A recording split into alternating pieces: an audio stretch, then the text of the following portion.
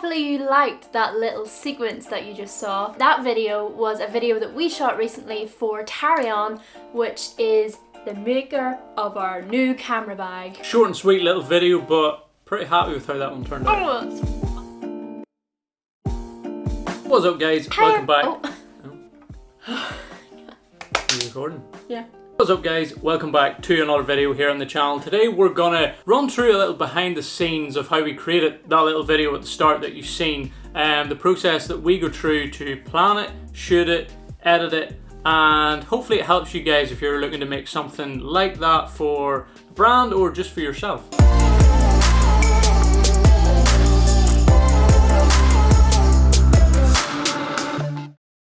Sometimes it's hard to know where to even start when you're, making that video. So we're gonna just let you know what our process was. Maybe it'll help you a little and kind of walk you through the steps as to how we made that little promotional video. It also works for short little films too. It doesn't have to be a brand type thing, but it all works the same.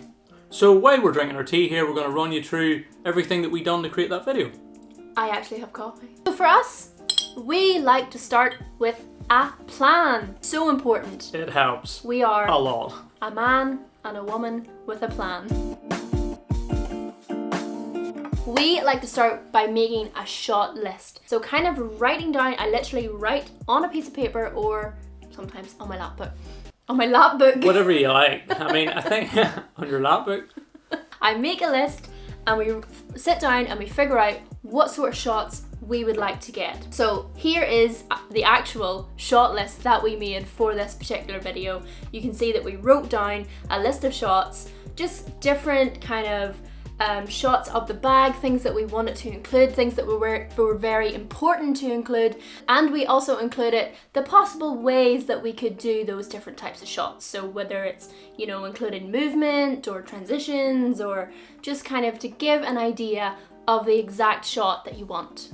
So yeah, like Christina said, we write those shots down so we don't forget, because so many times in the past when we've been going out to do vlogs, for example, and you kind of want to do a cinematic sequence, you get to the spot and you maybe have one or two shots in your head and that's it. And then because you're kind of under pressure to get it, the light might be going away, you just can't think of the variation of shots that you need to make a good sequence. So we write them down. It's also really important if you're probably more so in a fast-paced video, you're going to do transitions and stuff, especially whip transitions, all that type of stuff. You obviously need to know what shots lead on to the following shot and what's coming after it so that you can whip in the right direction. And it makes sense. And it makes sense. So that's exactly why we do it. So we can follow it step by step and we know at the end all these transitions are going to tie together if we shoot them properly and things will work out like we wanted them to.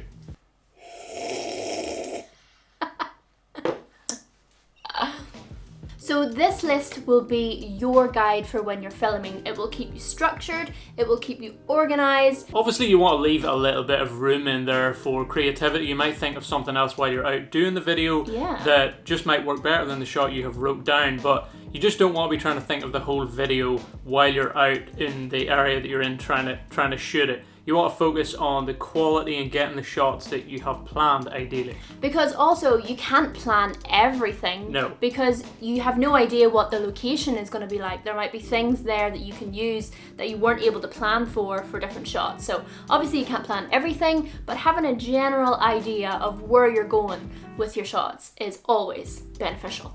So a question a lot of you guys might ask is, how do we know what shots to actually add to our shot list? How do we figure that out and know which ones are going to look good? And for us, or definitely for me, a lot of that comes down to the music. And with this video, we actually started with finding a song that we wanted. And we knew it was going to be pretty fast paced because it's kind of like a little advert and it's only, 30 seconds? Mm-hmm. So we knew we wanted a fast paced song, and then when we have that song, for me anyway, it kind of just all comes to me in my head. You can kind of visualize it. I can visualize with that song. I don't know if that's just from watching a lot of other videos and vlogs and cinematic sequences, but shots come to me that if I was just sitting down without any music trying to plan a shot list, they wouldn't be there. I don't think I would think of them. So I like to have the music first and then kind of visualize it and then write the shot list as I'm listening to the music. Because the music sets the entire pace of the video. Is it fast? Is it slow? Does it require lots of slow-mo? It kind of, you figure all that out from the sitting and listening to the music in your head. Not in your head, out loud. Inside your head, if you have earphones, I suppose, inside your head. The music is a huge part of it for us and allows us to kind of start the whole process of planning out the video. So that is where we start, but now let's jump into the actual video that we created and kind of look at some of the shots that we did. We'll try to explain how we did them, why we did them, all that good stuff. Just before we move on to that, we do use Epidemic Sounds, by the way, for our music, because there's just a huge category of music on it and we can find the exact vibe that we want. Not sponsored. Yeah, not sponsored, but we're just letting you know, because this is letting you know how we film them, how we get the music and stuff. So Epidemic Sounds is where we use all our music. We are getting some video shots of our new camera bag. Woohoo! Can I say what you're doing right now? Chris is peeing in the forest. It was raining today in Ireland, so the forest is a little soggy, but that's fine. We're still powering through, getting shots of the camera bag, and right now we're currently trying to find somewhere to sit the camera bag down so we can get like pans and up close shots and stuff of it. Chris is all the way over there. What you doing? Is it dry up there? No, it's probably way too dark. Too dark up in these forest trees. A few close-ups of the bag, opening the straps, taking the camera out, and we're trying a few little quick transitions and stuff, so hopefully this goes to plan. Look how cool it is.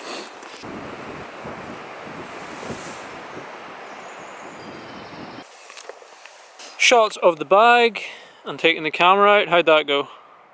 Pretty good. I think it looked pretty good. Saying as for one shot we actually used a little A5000, which is ridiculous that we're using it for this, but we had to. You gotta work with what you got. Because we have to show taking the big camera out, not the little one. Even when you're making it shorter now, all the shots are exactly, and the vibe's exactly what we intended. Am I just feeling the wrong thing with this, or does it feel like... Do you have that? For pretty much all of the shots in this video, we recorded in 120 frames per second, and that's because we knew we were going to be doing a lot of speed ramping to tie together the different transitions and stuff. There was a few in there that were 24 frames a second. We wanted to keep that cinematic look, and we just didn't want everything to be super slow. So we wanted a few in there just to speed things up a little bit because we knew the song was quite fast. The first shot is actually one of the ones that I probably liked the most out of it, and we actually didn't really have that one planned. The shot list was just taking the bag out of the car because obviously we're going on a little forest walk and we kind of wanted to start it at the start of what that little story would be, and we were trying to think of it on the spot, and I just thought it would be cool if I panned through the back of the car. Like, it looks like I almost have it on a gimbal, which would have been ideal. If I had a big long gimbal I could have moved through more, but we just kind of came up with that on the spot. I was filming it in 120. I got Christina to stand at the other side, reach in, grab the bag, and I tried to lean as far through the back of the car as I could, just to keep the movement going throughout the whole shots, because that's a huge part of making shots like this in this type of video look good. And it turned out really, really well. I really loved that opening shot of this video. Took a few takes. It did take a few times, but you know, it wasn't that many. And it is important to note that all of the shots that we did were handheld. We did not use a gimbal because we don't have a gimbal for our very large camera. So they were all handheld shots, and I think it looks really, really good. It does. This camera that we're using is the Sony RX10 III, by the way. Not the normal choice of camera, but it's the one that we have. And it does have IBIS, which is in-body stabilization. If you didn't have it, it would have been a lot trickier to do these shots. I did put warp stabilizer on it during editing, which kind of kept it pretty damn still. Just a little tip, probably wouldn't work as well if the camera you're using doesn't have stabilization. You probably would need a gimbal for a shot like this. So you will notice with a lot of the rest of the shots that there is a lot of whipping transitions. So there's some where we whip from side to side, and there's also some where we whip from up till down, up to a down, lot of different directions. up and down. One of the first whipping transitions you can see is when it whips from me doing the buckle to me walking with my feet, and that's pretty much Chris just whips from side to side like this, like literally. Yeah, so I whip into this is all shot in manual focus actually, or these whip ones are, because the camera, I don't know any camera that doesn't have a little bit of searching once it's trying to focus on stuff. Some cameras are better than others with it, but for these type of shots, because we're filming in 120, and if you see it in real time, it's pretty damn fast. To get that motion or a bit of motion blur and the speed, I'm whipping really fast and then slowing down to whatever it is. In this example, Christina doing the buckle, so I'm literally whipping, going slow past that for literally a second, and then really fast the other way, so that it like has that swoosh in, slow, swoosh out the other direction. Stood and focused on exactly where Christina was going to be doing the buckle at, told her to stay exactly where she was, and then switched the camera to manual focus, moved around, keeping the distance the same, as close as I could. It doesn't have to be perfect, but then whipped in, and ideally I'm at the exact distance that I was when I set the focus. And it was the same for the up in the air, down to the ground whipping transition. It was following me walking, and then at the end whips right up to the sky. Yeah. And then the next shot comes in from the sky down and following me walking again. In that one, I actually didn't have it in manual because the camera was doing its thing pretty damn well. It wasn't focusing. I think it was because the sky was so blown out.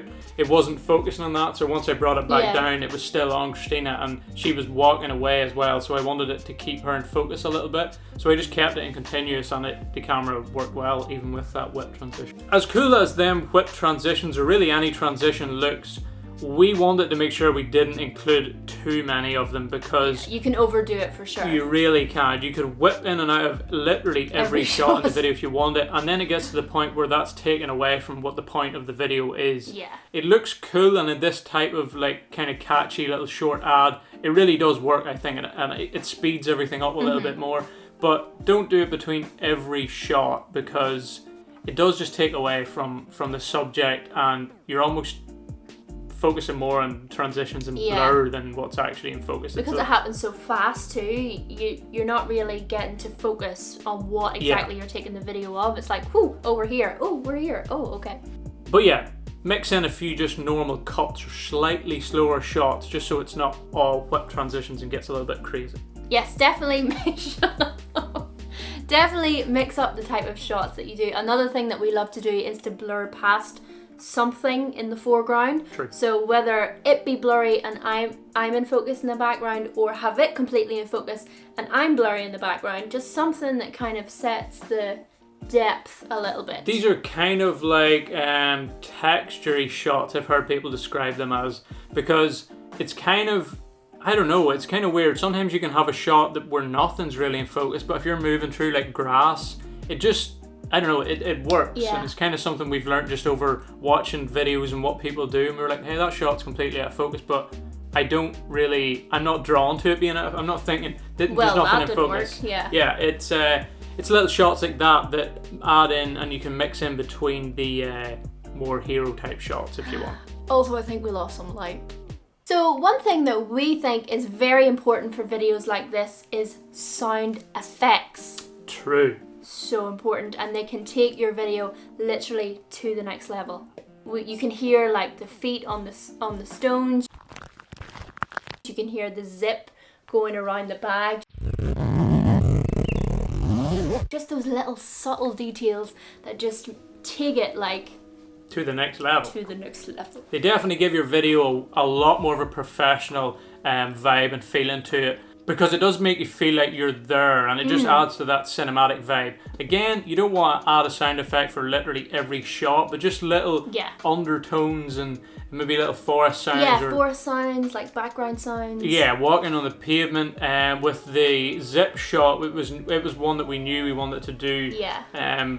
Before we had it planned out. We didn't know exactly how, but we knew we wanted to get a cool one kind of following the zip. And it was a little trickier to get. A lot of these sounds and we've got an epidemic and just found in different places and kind of slowed them up and slowed them down and sped some of them up, because obviously it starts in slow-mo and then it gets a little bit faster. But it kind of makes, and it just adds to the feeling of the video. But yeah, that's one of the coolest shots I think in the video, and I think the sound adds to it and makes it just 10 times better. We'll maybe play a little bit of it with just the sound effects and see what it's like.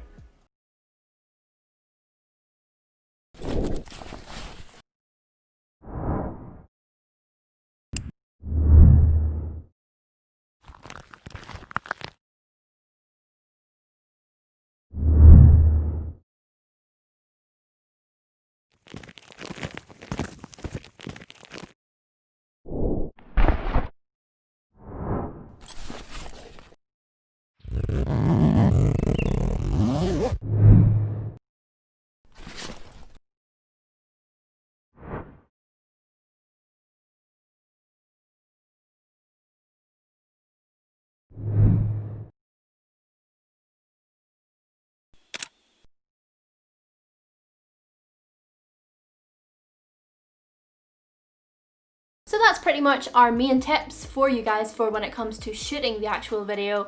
I suppose we should probably talk about the color grade that we put on the video too, can't speak, sorry. The gradio.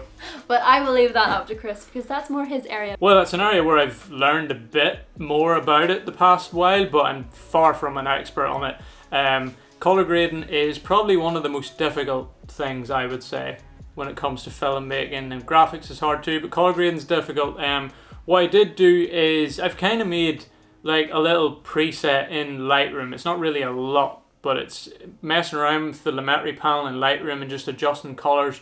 I kind of made it originally from one of our edits, because I'm a bit better in Lightroom than I am at color grading. So when we got presets made in Lightroom and kind of found the colors that we like, I kind of try to match that in Premiere. So I had a picture and edited one to match it and then save the presets so all the tones are kind of the same. Oh, clever. It's a little tricky and it's not really a lot, but you can do it yourself, and that's kind of the look we go for in a lot of our videos. In this one, that's what I did. I color corrected all the clips, so getting the darks to where they need to be, getting the highlights to where they need to be, the white balance right on all the clips first, then put an adjustment layer on, drag that preset that I have made down on top of it, and just made a few tweaks, added a little bit of vignetting on certain shots just to keep that moody vibe, and that's pretty much about it. So there you have it, guys. Hopefully this video was helpful in kind of showing you the process of making a cinematic type video, whether it's for yourself or for a brand or whatever you're doing. Hopefully this helped you out by seeing the steps that we take in order to create a video like this. It's safe to say if we didn't do any of this planning, the video would not be nearly as good. Like, we've talked about this a little bit before. Once you plan stuff out a little bit, the video just becomes 10 times better. If there's anything that we didn't cover about this video, and if you have any questions or anything, just drop them down in the comments below. We'll be sure to answer them. But I think we covered everything that we kind of did. Yeah, I think that's pretty much what we did. Also, don't judge us on our lighting scenario and our setup here. It's a little bit makeshift. We were using the window and it's getting dull, so this thing goodbye light needs to come to an end. We need to get a studio set up. We just don't have the space here at the minute. But so yeah, hopefully this one was helpful. Again, if you have any questions, drop them below and we'll do our best to answer them. And let us know what you think of the video too. Did you like it? Could it have been better? Do you like the transitions? Do you like the music and stuff? Then yeah, let us know. All feedback is welcome. Definitely. And as we always say, as we always say, guys, take it easy. Don't be a stranger.